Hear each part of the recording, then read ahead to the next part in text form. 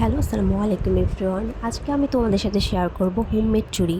তোমরা খুব সহজেই ইজিলি হোমমেড চুড়ি বানাতে পারো। আমরা চুড়ি সবাই পছন্দ করি, আর আমি তো ভীষণ ভীষণ ভীষণ পছন্দ করি চুড়ি। তাই ভাবলাম আমি নিজের হাতেই বানিয়ে ফেলি চুড়ি, যেহেতু আমি পরতে খুব পছন্দ করি, তো চুড়ি বানিয়ে ফেলি।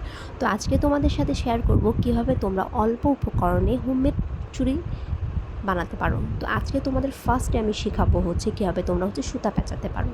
তো আমার যেহেতু আমার ফেসবুক পেজ আছে, সেখানে আমি অনেক আগে আপলোড দিয়ে ফেলেছি। তো অনেকে আপুরাও জানতে চেয়েছো, আপু কীভাবে সুতা পেঁচাও, আমাদের সুতা তো ফিনিশিং ভালো হয় না। তো তোমরা আমি তোমাদের আজকে দেখাচ্ছি। আমি এখানে গ্লু ব্যবহার করেছি। তো যেহেতু অল্প ভিডিও করব, তাই আগে থেকে অর্ধেক সুতা পেঁচিয়ে নিয়েছিলাম।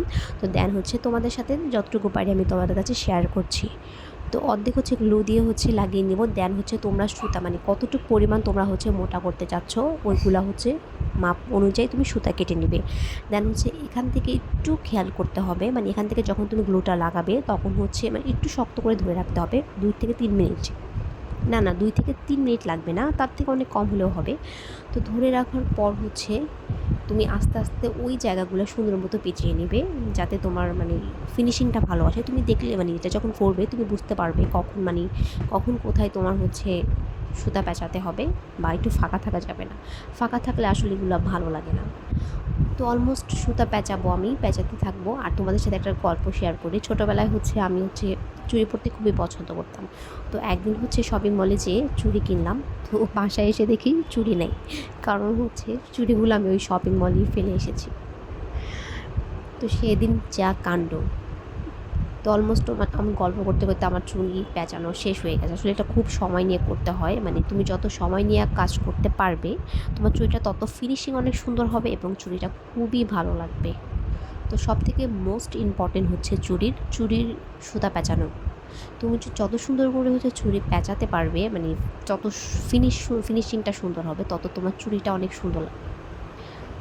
এটা খুবই ঠান্ডা মাথায় করতে হবে। যাদের ধৈর্য নেই তারা এটা করতে শোনা, তাহলে তোমার বিরক্ত লেগে যাবে।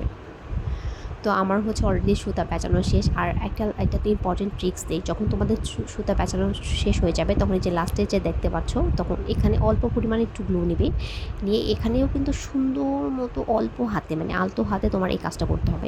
হাতে পেঁচিয়ে গেলেও তো ভালো লাগবে না গ্লু, পরে তুমি অন্য কাজ করতে পারবে না। তো এটা আলতো হাতে তোমাকে দিতে হবে, চিকন করে, বেশি মোটাও হবে না। বেশি মোটা হলে দেখতে ভালো লাগবে না চুড়িটা। অলমোস্ট আমার চুড়ি পেঁচানো হয়ে গেছে, দেখতে পাচ্ছ ফিনিশিং। এটা অনেক আগে করেছি চুড়িটা। আমি আগে কিছু চুড়ি পেঁচিয়ে রেখেছিলাম তোমাদের জন্য। আজকের মতো আল্লাহ।